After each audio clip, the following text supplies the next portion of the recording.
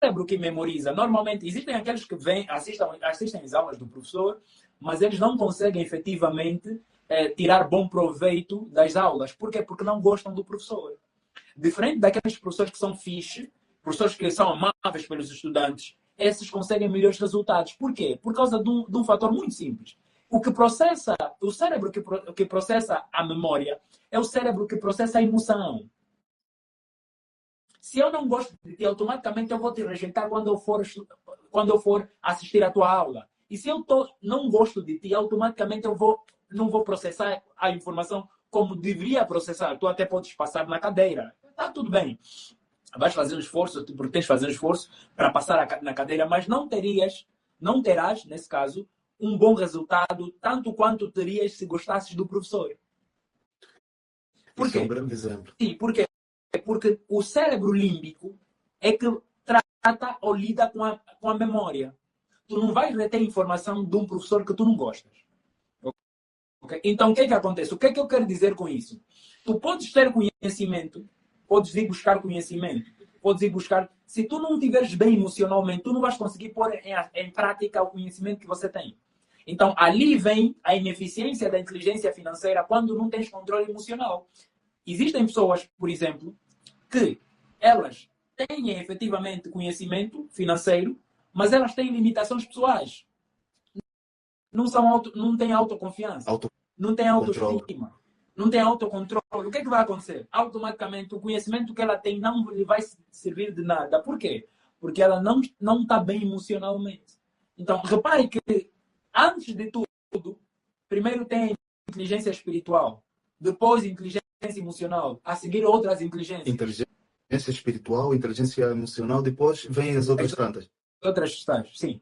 Uau. Porque isso é que vai nos fazer dominar, porque nós somos seres espirituais. Né? Nós somos primeiros espirituais, depois é que somos emocionais. Então, a nossa identidade é espiritual. Nós somos seres espirituais. Esse corpo que está aqui é apenas um pacote. Né? Então, por isso é que há vida. Se há vida, e se existe vida, a vida é o quê? A vida não é emocional. É espiritual. A vida é espiritual. Então, quer dizer que se tu falas, tu és espiritual. Mas para viver no mundo, tu precisas ter, conexão com o espiritual, que é importante para tu conseguires ter sentido, ver o sentido da vida, porque nós, como seres humanos, precisamos ter sentido e ver sentido na vida que nós temos. Todavia, para que nós tenhamos bons relacionamentos, porque nós somos seres sociais, né? Nós somos seres sociais. Tu vais se socializar. Por que é que tu tens que ter inteligência emocional? Porque você não vive no mundo sozinho. Se tu vivesses no mundo sozinho, provavelmente não precisarias de inteligência emocional. Provavelmente. Agora surgiu-me uma questão aqui. Tu colocaste uma hierarquia onde aparece em primeiro lugar a inteligência espiritual. Eu quero saber um pouquinho mais sobre a inteligência espiritual. Parece-me que aqui só temos dois pilares essenciais, a emocional e a espiritual. Abaixo desses dois pilares vêm todas as outras que primeiro têm que ser completadas por essas duas. Me faz meio que uma comparação entre essas duas. Eu vi que tu fizeste uma comparação agora em direto, mas eu quero uma comparação direta sobre essas duas agora. Qual complementa qual? Qual tem mais significado no nosso cotidiano? É assim, no nosso dia a dia, é claro que a emocional pode parecer que é a que mais tem, é que mais se evidencia, né? Certo. Mas não é bem assim, porque nós somos primeiros espirituais. Por que é que eu falo? Quando estamos a falar de inteligência espiritual, estamos a falar de tu teres a capacidade de reconhecer quem tu és como ser espiritual. Se entrares em contato com o divino, né? com o Criador dos céus e da terra. Estamos a falar de você buscar conceitos que te possam ajudar também a efetivamente viver melhor na terra. E não só. Por quê? Porque tu, quando estudas o espiritual, automaticamente estás a estudar o emocional. Porque, vê, a Bíblia fala de frutos do Espírito. Certo. Sabe o que são frutos do Espírito? Não. Fruto do Espírito, ele vai falar. Fruto do Espírito é longanimidade, temperança, domínio próprio, vê? Domínio amor. próprio. Percebes? Ou seja, os frutos do Espírito são competências emocionais. Então, peguei aqui agora o domínio próprio e eu fiquei logo, já conectei exatamente. Logo, rápido. O fruto do Espírito, que são essas várias competências, são competências emocionais e comportamentais.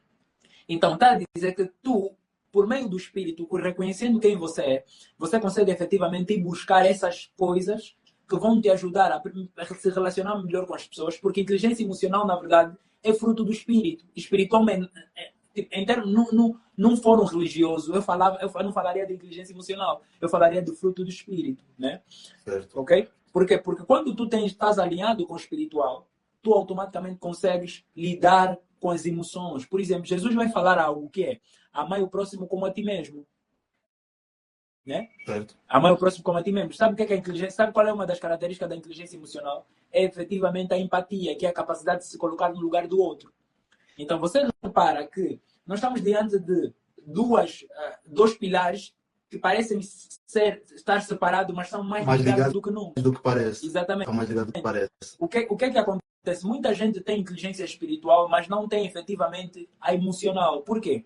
Porque às vezes o que é inteligência, a inteligência espiritual está muito mais ligada ao conhecimento da nossa existência, de tudo aquilo que nós relacionado ao divino.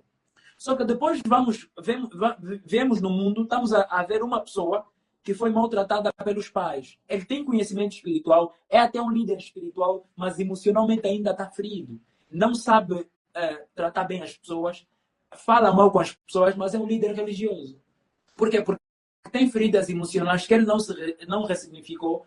Porém, se ele não se ressignifica isso, ele vai continuar a apresentar comportamentos não muito saudáveis com as pessoas por conta das feridas emocionais que ele foi adquirindo durante o seu processo de construção de identidade. Ou até mesmo as suas experiências. Porque nós somos seres de experiências. Então, nessas experiências, nós vamos fazer o quê? Nós vamos ter experiências boas e más. Certo. Vamos ter experiências boas e más. E se temos experiências boas e más, isso quer dizer que essas experiências boas podem nos deixar melhor ou não. Isso depende muito da tua configuração mental, porque o que determina se o outcome, o resultado, neste caso, da experiência vai ser bom ou não é a experiência. É o que tu tens programado. Mindset. Exatamente. Não é a experiência que me diz, por exemplo, se efetivamente eu vou interpretar bem ou não, ou vou ter resultados, porque existem pessoas que estão a ter sempre resultados positivos, e depois de um dia, quando acontece o negativo, ela cai em depressão. Quer tirar a sua própria vida. Uau. Por quê? Porque ela só aprendeu a ser aplaudida, não aprendeu efetivamente a construir resiliência. Né? A resiliência emocional é extremamente importante para que nós tenhamos a capacidade de lidar, né, com esses momentos que vêm. Esses momentos vão vir. Mas a questão é como você vai lidar com isso. Então, nem sempre as experiências vão determinar. Elas são essenciais, sim, porque nós somos seres de experiência. Elas vão nos moldar, sim, sempre. Sempre vão nos moldar. Mas o impacto das experiências tem a ver com a tua configuração mental. Eu fiquei tão entusiasmado quando tu falaste sobre o impacto das experiências ter a ver com a nossa programação mental. Imagina, eu, além de educador financeiro, sou também investidor e trader. Por acaso, eu faço operações, eu opero bolsa de valor, e de vez em quando, imagina, a gente está muito ligado com dinheiro, está muito ligado com dinheiro. Nós trabalhamos, a nossa ferramenta principal é o dinheiro, que é para nós conseguirmos se manter nesse mercado. E a gente, de vez em quando, tem resultados, tem sequências muito boas, muito boas. Imagina tu agora ganhas 100 mil kwanzas, ganhas 200 mil no próximo dia. Durante uma semana toda, ficas numa sequência positiva. E quando cai a questão da sequência negativa, tu meio que ou perdes tudo por não ter a tão dita inteligência emocional. Exato. Ou então tu acabas por pior. Perder tudo aquilo, entregar o que tu não tens e destruir toda a tua sequência positiva, destrói tudo. Como é que eu consigo lidar isso? Como é que eu consigo ter o conhecimento certo através da inteligência emocional para sair meio que desse ciclo? Yeah. É assim, nós precisamos programar a nossa mente. Certo. E uma forma de tu programares a mente é por meio do conhecimento. Nós já falamos inicialmente. Como, por exemplo, tu podes lidar com isso? A exposição em si a esse tipo de coisas altera o teu estado emocional. Por quê? Porque tu estás ali. O que é que acontece? Tu estás a ter consequência de resultados positivos e estás a liberar muita dopamina. A dopamina é viciante. A dopamina é viciante. Tu vais tendo. Depois o que é que vai acontecer? Se tu não tens uma estrutura, uma configuração mental forte, tu, em vez de pensares que, ok, esse momento, se calhar não estou bem, vou parar, tu vais continuar a fazer porque queres voltar a sentir aquilo que você sentiu ontem. É o teu Recuperar cérebro, também. é o teu cérebro a dizer assim: Jorival, tu conseguiste a semana passada. Foi muito bom, tu conseguiste muitas coisas. Tenta mais, vamos ter que ir buscar. E ele vai te dar tudo, tu vais colocar tudo para voltar a sentir a mesma sensação que você sentiu no passado. Ok? Certo. Então, o que é que vai mudar? Configuração mental. E isso é um exercício que tu fazes constantemente, por meio de leitura, por meio do autoconhecimento, quem você é, quais são as tuas limitações, como é que você reage em momentos, em momentos que tu tens, em momentos muito maus, quando vêm as adversidades da tua vida, qual é a tua ação, o que é que você pensa, essas coisas todas vão te ajudar a construir uma mente mais forte. Outra coisa importante, tu precisas entender que o nosso cérebro, ele pode aprender as coisas numa área e aplicar noutra. O que é isso? Aprender as coisas numa área e aplicar Por noutra? exemplo, imagina alguém disciplinado em ir para o ginásio. Certo. Essa pessoa é disciplinada a ir para o ginásio, ela vai para o ginásio constantemente. Sabe, de segunda a sexta é ginásio, está definido, faz isso durante um ano. Em algumas áreas da vida dessa pessoa, ela vai aplicar a mesma disciplina, porque o cérebro, quando está a processar uma informação, ele vai buscar histórico de onde aquela informação, onde que aquela informação foi gravada para reproduzir. Por isso mesmo, tu deixaste aquela frase de efeito no princípio. E eu agora tenho uma questão, tenho uma frase de efeito que eu utilizo para esse tipo de situação.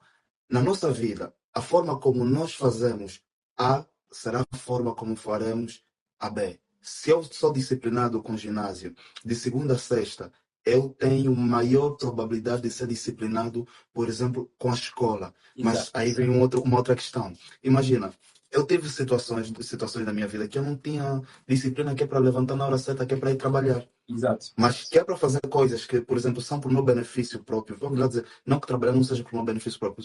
Coisas que realmente está acima do trabalho, coisas que eu já amo há mais tempo. Sim. Eu poderia estar Coisas levantando que te dão mais prazer. mais prazer. Poderia estar levantado, vamos lá ver, 5 horas e deitar meia-noite. E no dia seguinte fazer a mesma coisa. Como é que a gente consegue ativar essa área do nosso cérebro que é para ter a capacidade de fazer uma coisa e fazer igualmente a outra coisa? Como é que nós conseguimos ativar essa área do nosso cérebro? Primeiro, nós não fazemos as coisas se não temos recompensas. Mas do salário é uma recompensa. Eu Não, tenho recompensa mas do como é salário. mas qual é a valorização que você dá a isso? Porque a recompensa não é algo que você recebe, é algo que você dá significado. Ok. A recompensa não é algo... Porque assim, por que eu digo que a recompensa não é algo que você recebe, é algo que você dá significado? Tu podes ganhar agora, há pessoas que agora não têm nada, só reclamam da vida, falam coisas que não têm nada a ver e dão 1 milhão de kwanzas. Essa pessoa pode não se alegrar. Porque ela não dá Não se alegrar. significado. Porque para ela, isso aqui para mim não é nada. Não tem nada, mas também ela não reconhece que aquilo é algo valioso. Então, a tua estrutura mental, aquilo que você valoriza, os teus hábitos, os teus valores, é que vão determinar se você vai ou não ao emprego, vai ou não, porque são os teus valores, são as tuas competências internas. Porque, repare, e vou repetir, recompensa tem a ver mais com aquilo que você dá significado do que aquilo que você realmente recebe. Isso acontece até com sexo. Há pessoas que se relacionam com suas parceiras ou seus parceiros e apesar de sentirem alguma coisa, como o parceiro não lhe diz nada, ela não quer fazer mais.